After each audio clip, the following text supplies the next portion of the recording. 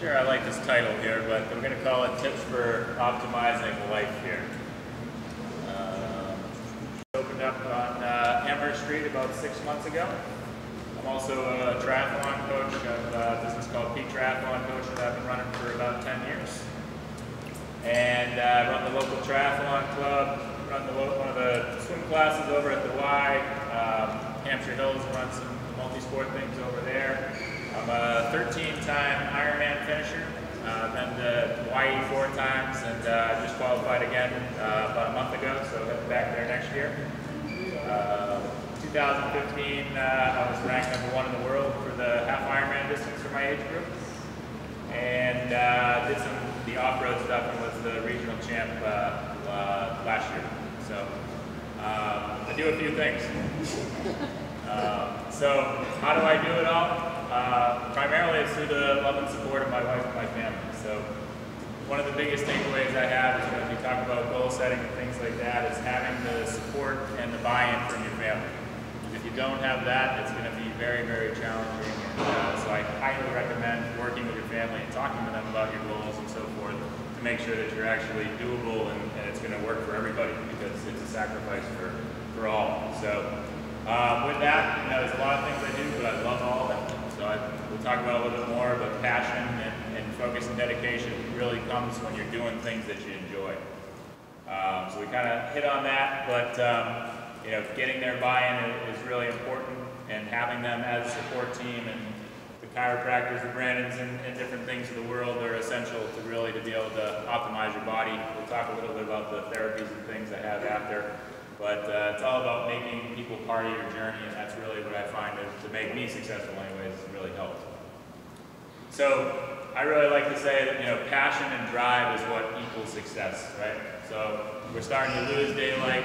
We're a lot of races or competitions. And I guess CrossFit, we do have competitions over the winter, right? So that can help with motivation, right? But it's a time, we're not going to the beach, right? We're not as concerned about our physique and how we look and appear and things like that. So it's a really hard time, right? So we need to make sure that we're focusing on, what we're passionate about, what's going to drive us, and that's ultimately what's going to give us the success that we're looking for. So, for me, it's just triathlon primarily is my passion and so forth from an athletic perspective, but, CrossFit is amazing and is a great ways to provide goals and keep you on track to be able to do things that are going to make you feel good and be happy. So, for me, I get up around 4, sometimes a little bit earlier every morning, and, you can't really do that. I mean, getting into circadian rhythm is really important in things, but if you're not driven to do that, and have inspirations to get up, then it's not going to really happen. I also really like to talk about, especially with my clients, their mojo, right? So there's going to be times when we're going to dip down, we're going to lose motivation a little bit, and things like that, and we really need to respect that, right? If we try and push through that all the time, that's usually going to lead to burnout and or regardless of what it is you're doing, it's usually going to end up going kind of downhill if you don't take a step back to make sure that you're staying on and not overdoing it and so forth. So the biggest thing that I can recommend here really is to make sure that we have long-term plans and goals, right? So that's going to be looking big picture, what's happening later in the year, whatever it may be, that's going to help us to stay on track. But then also having these short-term goals, especially again during the winter and the holidays, that's going to help us from deciding not to take that cookie and going for that healthy choice or whatnot. And that's really going to be big. But I love seeing this stuff up here about the different goals and records and so forth, right? And while it's important to, in competition is great, but compete against yourself, right? Figure out and establish kind of benchmarks and goals and so forth, and then try and take yourself to the next level, from a short-term and a long-term perspective. Let's see here. You need to be focused and have some understanding of what you're going to do for that day, right? If you just wake up every morning and kind of say, what am I going to do today? Usually a lot of people don't have a lot of success with that, right? Knowing, all right, tomorrow morning I'm going to CrossFit Nashua, I'm going to get my workout in, and that's how I'm going to start my day or so forth. So yeah, for me, and I find a lot of with my clients doing a lot of things in the morning is the best time to do that from an athletic perspective or whatever our priority is in life. It's very easy for things in life to get in the way, and so if we do things first thing in the morning, we usually have the most success with them. So that's what I find here. We kind of talked about getting your family on board here, and it's also fine to be okay with adjusting your goals, right? You know, life happens, things are going to come up along the way, and be okay with that. And you know, the more you're able to do that, the more success you're probably going to have. But with that, you know, huge proponent of writing things down, right? So, you know, ideally, literally with a pen or pencil and putting it somewhere where you see it every day and visualizing that, I think can really help. But, you know, we're never going to get there if we don't know where we're going, right? So setting up goals can be really helpful. So this kind of ties in a little bit more with my recovery center here, but stress is something obviously we're all dealing with on a daily basis, right? And you know, we're talking about it from an athletic perspective. You know, the stress and the strain we're putting on during the workout we just did, different things is really important, and that's how we're going to get stronger and so forth. But we have to recognize the fact that there is other types of stressors, right? You know, family, job, all kinds of different things can be affecting and impacting the amount of stress we have and what's going on with our bodies, right? So if we're not respecting that, we're really going to have some troubles and so forth and be not as successful as we could be. So being able to respect that, and a lot of times being able to take a step back when you're going through those hard times is really what's going to make you successful in the long haul, because you're either going to get injured, you're going to get sick, or you're just going to fall off and burn out here if you go into too deep into that and have troubles with that. So I highly recommend, you know, recognizing, you know, every day, you know, what kind of stress you're at and being able to take things back if you need to. So that leads into recovery here, right? So if we're time crunched, right? You know, and a lot of people ask me all the time, oh, you just must not sleep at all, right?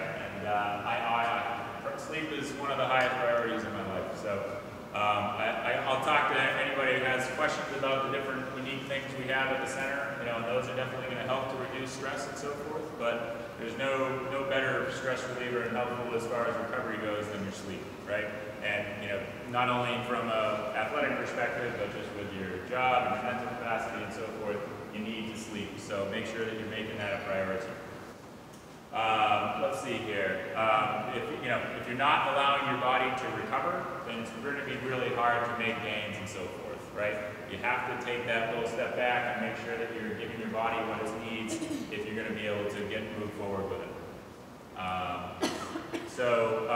Circadian rhythm is, for those not familiar, it's basically like our body getting used to a routine and things like that. And so, you know, if we're waking up at 8 a.m. one morning and then 4 a.m. the next morning, we're kind of deviating from that all the time. Our body can't get into a good rhythm, and we usually don't have as much success as if we can get into a nice, consistent pattern and so forth. So trying to get some consistency there can really help.